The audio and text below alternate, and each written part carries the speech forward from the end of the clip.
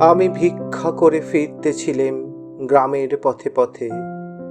তুমি তখন চলেছিলে তোমার স্বর্ণরথে। অপূর্ব এক স্বপ্ন সম লাগতেছিল চক্ষে মম। কি বিচিত্র শোভা তোমার, কি বিচিত্র সাজ। আমি মনে ভাবতেছিলেম, এ কোন মহারাজ। আজি শুভক্ষণে রাত পোহালো, ভেবেছিলেম তবে আজ আমারে দ্বারে দ্বারে ফিরতে নাহি হবে।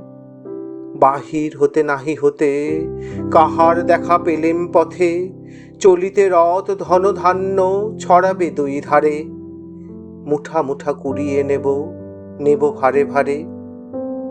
দেখি সহসা রথ থেমে গেল আমার কাছে এসে। আমার মুখপানে চেয়ে নামলে তুমি হেসে।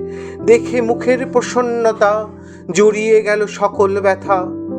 হেনকালে কিসের লাগি তুমি অকস্মাৎ, আমায় কিছু দাও গো বলে বাড়িয়ে দিলে হাত।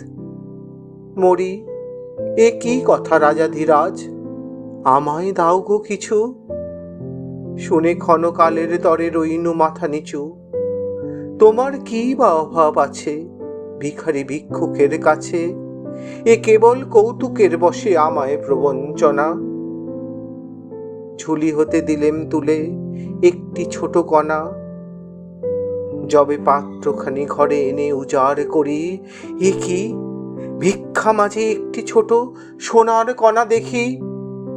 দিলেম যা রাজ ভিখারি রে, স্বর্ণ হয়ে এলো ফিরে। তখন কাঁদি চোখের জলে দুটি নয়ন ভরে। তোমায় কেন দিইনি আমার সকল শূন্য করে।